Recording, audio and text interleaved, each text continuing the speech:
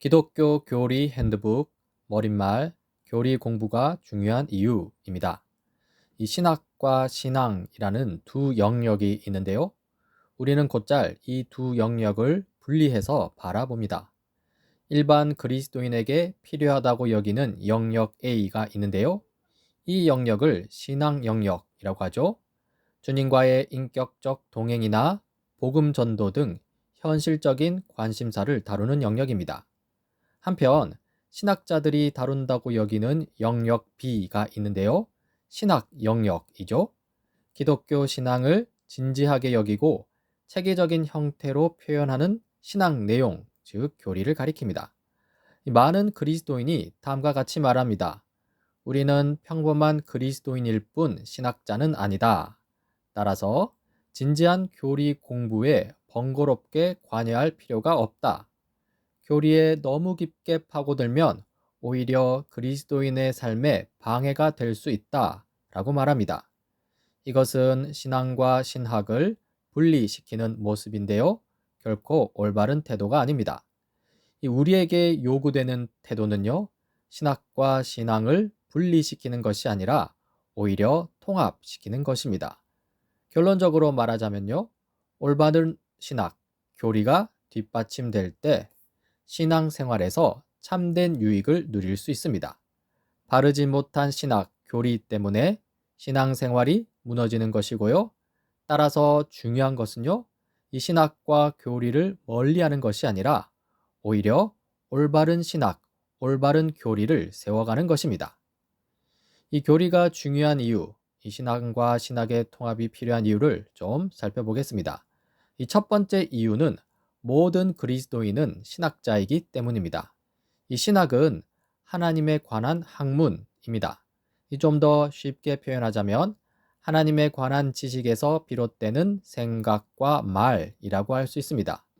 그런데 신학이 이런 것이라면 사실상 모든 그리스도인은 신학을 가지고 있는 셈입니다. 실로 그리스도인은 누구든지요, 이 거듭남으로 말미암아 하나님을 알기 시작했고 하나님의 속성과 행위에 대해 어느 정도 이해하고 있습니다.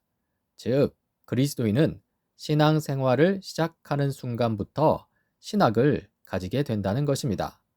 물론 그리스도인 각자가 자신이 가진 그 신학 내용을 체계적으로 종합해 본 경험이 있을 수도 있고 없을 수도 있습니다. 하지만 그 내용을 체계적으로 정리해 본 적이 없다 하더라도, 헝클어지고 정리되지 않았다 하더라도 그리스도인이라면 누구든 신학을 가지고 있습니다. 따라서 중요한 것은요, 이 그리스도인이 가지고 있는 신학이 어떤 신학인가 하는 것입니다.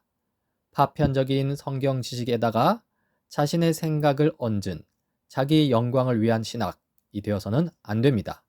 성경 전체 내용에 입각한 하나님의 영광을 위한 신학이 되어야 합니다. 이 온전한 그리스도인은요, 신학을 멀리하면서 순수하고 열정적인 신앙만을 가진 그런 그리스도인이 아닙니다. 온전한 그리스도인은요, 성경 전체 내용에 입각한 하나님의 영광을 위한 신학을 가지고요, 그 하나님의 영광을 위한 신학을 바탕으로 그 위에서 하나님과 인격적인 교제를 누리며 그리스도인다운 삶을 살아가는 그리스도인입니다. 이 교리가 중요한 두 번째 이유, 바른 교리는 신앙 전반을 바르게 하는 열쇠이기 때문입니다. 이 올바른 신학이 필요합니다. 하나님이 어떤 분이고 우리가 어떤 존재인지, 또 하나님이 우리에게 무엇을 원하시는지 등을 알고자 한다면, 즉 내 안에 올바른 신학을 세우고자 한다면요, 우리는 성경을 공부해야 합니다. 즉 올바른 성경 공부가 필요한데요, 내 마음에 드는 일부 성경 구절을 공부하는 것은 올바른 성경 공부라 할 수 없겠죠? 성경 전체의 가르침을 공부하는 것, 이것이 바로 올바른 성경 공부입니다. 그리고 여기에 올바른 교리 공부의 필요성이 있습니다. 이 성경 전체의 가르침을 공부해야 한다고 했는데요, 이 성경 전체의 가르침이 바로 교리입니다. 따라서 올바른 성경 공부는요, 올바른 교리를 공부하는 것에서 시작됩니다. 이렇게 중요한 교리는요, 삶의 열쇠이기도 합니다.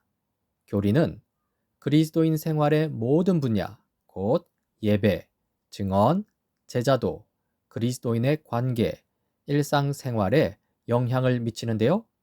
결국 바른 삶은 바른 생각, 바른 신학에서 나오고요. 바른 생각, 바른 신학은 바른 교리에서 나온다는 것이죠. 이 지점에서 이 교리에 대해서 오해하지 말아야 할 것이 하나 있습니다. 교리는 충분 조건이 아닌 필요 조건이라는 점인데요. 이 교리를 바른 삶을 위한 충분 조건으로 취급할 때 생기는 잘못된 비판이 있습니다. 이렇게 말하면서 비판하죠. 교리를 배웠는데도 왜 삶이 나아지지 않는가? 따라서 교리는 필요 없어. 이것은 교리를 바른 삶을 위한 충분 조건으로 여겼기 때문에 나오는 비판입니다. 바른 교리가 있다고 해서 바른 삶으로 곧바로 이어지는 것은 아닙니다. 그렇다면 교리가 왜 필요하냐고 할 수 있겠습니다. 여기서 교리가 필요한 이유는요, 교리가 바른 삶을 위한 충분 조건은 아니지만 바른 삶을 위한 최소한의 필요 조건이기 때문입니다. 이렇게 말할 수 있겠죠? 교리를 배우지 않으면 바른 삶을 살 수 없어. 따라서 교리는 필요해. 바른 교리가 바른 삶을 보장하는 것은 아닙니다. 하지만 바른 교리가 없다면 바른 삶도 없습니다. 따라서 우리는 바른 교리를 배워야 합니다. 이 교리가 중요한 세 번째 이유, 교리 공부는 지성을 통해 주님을 사랑하는 방법이기 때문입니다. 이 하나님을 사랑하는 두 가지 방법이 있습니다. 첫 번째는 실천을 통해 사랑하는 것입니다. 실로 진실한 행위와 올바른 말은요, 하나님을 사랑하는 방법이며 하나님께 영광을 올려드리는 좋은 방법입니다. 그리고 두 번째는 지성을 통해 하나님을 사랑하는 것입니다. 실로 하나님에 관한 진실한 생각과 올바른 이해는요, 하나님을 사랑하는 방법이며 하나님께 영광을 올려드리는 아주 좋은 방법입니다. 마태복음 22장 37절에서 예수께서 말씀하셨습니다. 너의 마음을 다하고 너의 목숨을 다하고 너의 뜻을 다하여 주 너의 하나님을 사랑하여라. 이 하나님을 사랑할 때 다 바쳐야 할 이 마음, 목숨, 뜻은요, 단순히 실천만을 가리키지 않습니다. 진리를 아는 지성까지 포함합니다. 이 지성을 통해 하나님을 사랑하기 위해서 교리 공부를 해야 한다는 것이죠. 그리고 교리가 중요한 네 번째 이유, 교리는 예수 그리스도에 관한 진리를 가리키기 때문입니다. 예수 그리스도는요, 성경 전체의 진리와 교리를 통해 우리에게 알려집니다. 따라서 그리스도의 인격에 대한 충성은요, 필연적으로 예수 그리스도에 관한 성경의 진리에 헌신하는 일을 포함합니다. 이렇기 때문에 성경의 전체 가르침인 교리를 무시할 수 없다는 것이죠. 한편 반대로 이 성경 교리에 관한 무관심은요, 그리스도의 이름에 대한 불충이 되고요, 그리스도의 영에 대한 무관심이 됩니다. 이렇기 때문에 교리를 무시하면 안 된다는 것이죠. 이제 기독교 교리 핸드북 이 책에 관한 간단한 소개를 하자면요. 이 책은 몇 세기에 걸쳐 정립되어 온 기독교 교리의 주요 분야, 서론, 신론, 인간론, 기독론, 성령론, 구원론, 교회론, 종말론을 다룹니다. 이 책의 주된 관심은요, 성경의 가르침을 자세히 설명하는 데 있습니다.